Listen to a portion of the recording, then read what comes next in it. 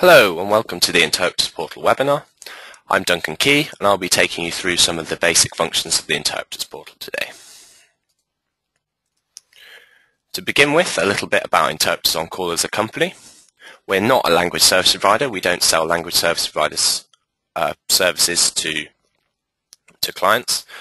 We're a technology company.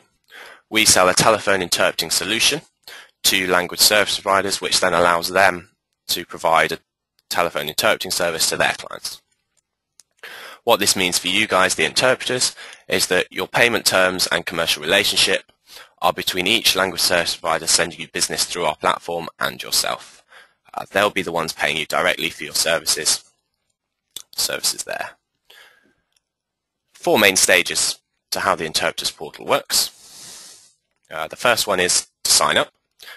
You can do that through our website. The second one is to complete your profile, which is just enter all the information that's required there.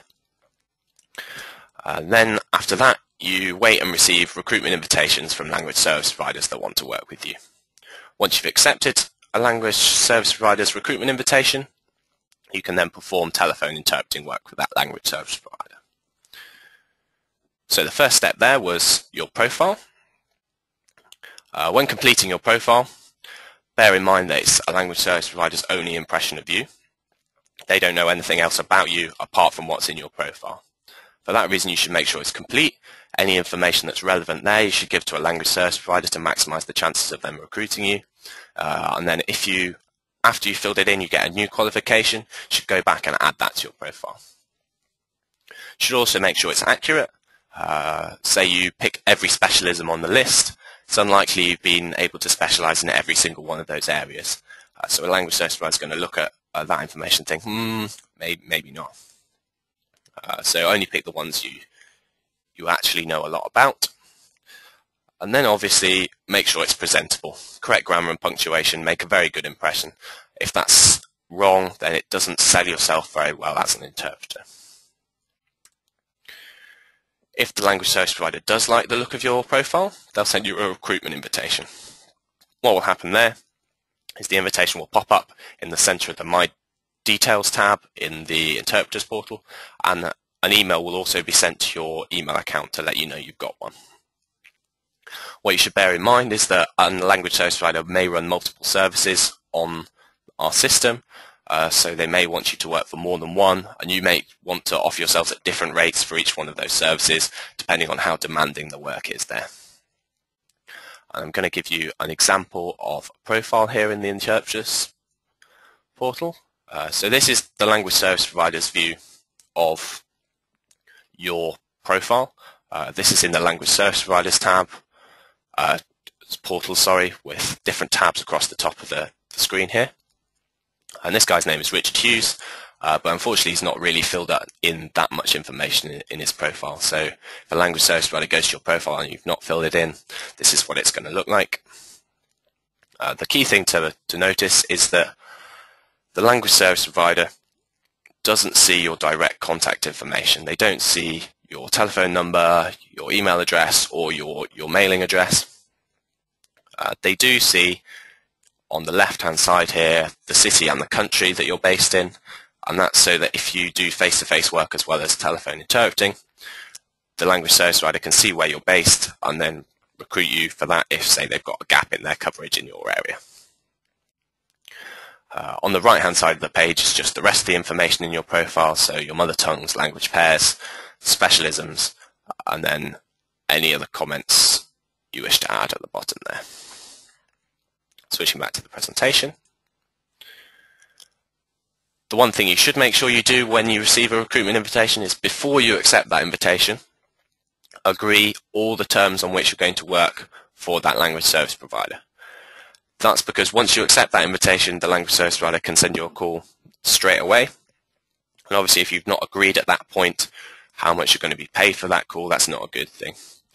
We also recommend that you should sign a contract with each language service provider you're working with over our platform.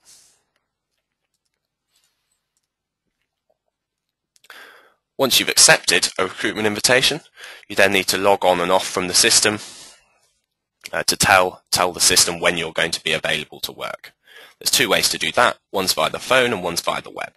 The phone is called the interpreter login service, and then there's also the web log on log off service within the interpreter's portal.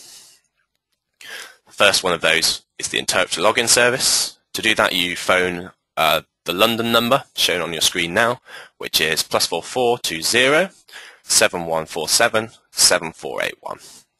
And that has to be with a phone that's registered on the My Phones tab, and it can't have a withheld number. That's because the system works by recognizing your telephone number when you call in, and obviously if the system can't recognize your phone number, it can't function. There may also be errors there if you're calling from behind a private switchboard, but talk to us about those and we might be able to help. When you call that number, what you'll hear is, "Hello, this is the interpreter login service. Please wait while we check your status." You'll then be told your current status, so for example, offline. If you'd like to change your status to online, please press any key now. You can then press a key, interpreter login service will change your status, and then say goodbye.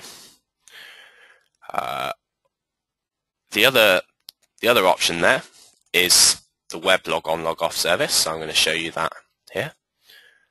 Where you need to register your phones for the interpreter login service over the phone, there is actually the My Phones tab here. You need to call in from either your registered landline or mobile. Fortunately, the interpreter login service won't work for your VoIP account. For more information about VoIP accounts, please go to the knowledge base using the support link at the bottom of the interpreter's portal, and there's a guide there on how to get set up and on how to use that.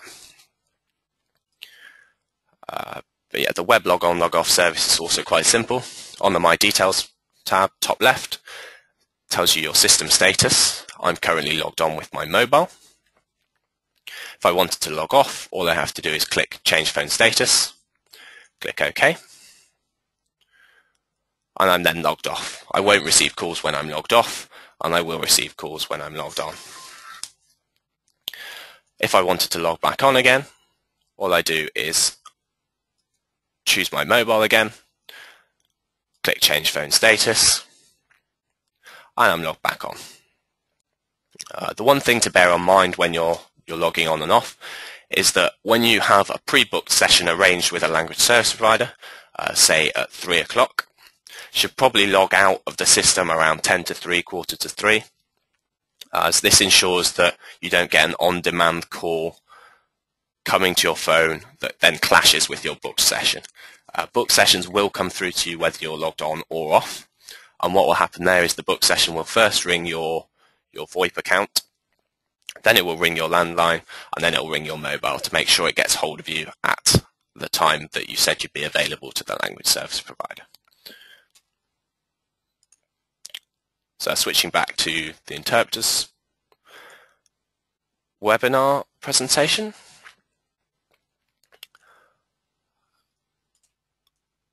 Right, when you receive a call, what will happen is the system will whisper to you both the language service provider that's sending you the call and the language that's being asked for.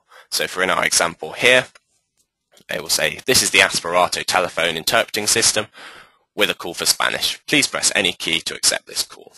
At that point, you can just press any key on your phone and you'll be connected directly with the client. There's no introduction message there, so you should introduce yourself straight away. And when you introduce yourself, give your interpreter ID number. And that's to allow the client to phone back in if for any reason they're disconnected.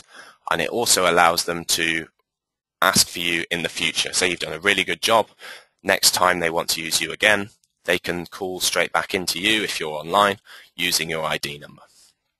That's repeat business. That's obviously a good thing.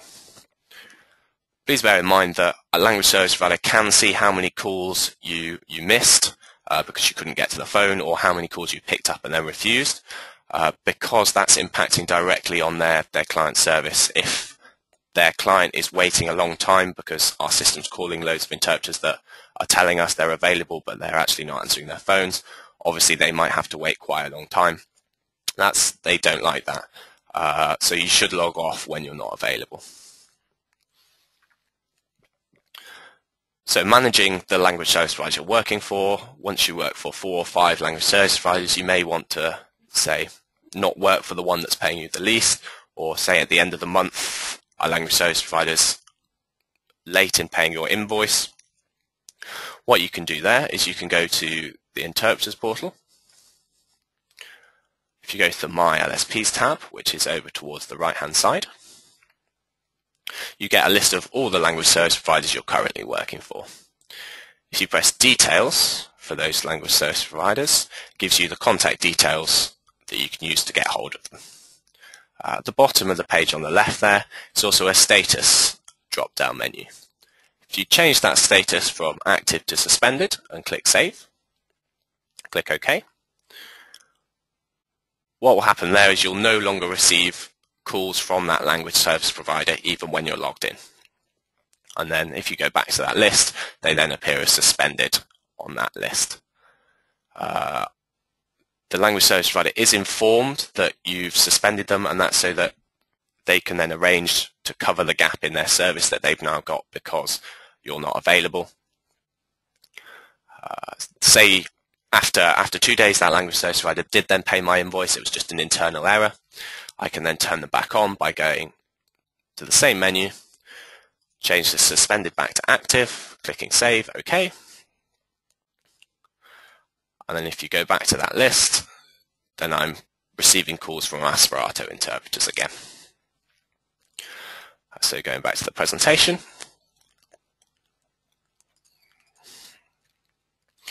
So once you've done telephone interpreting work for a month, at the end of that first month, and for each month you do calls in thereafter, Interpreters on Call will send you a report of each call that you've done through our system.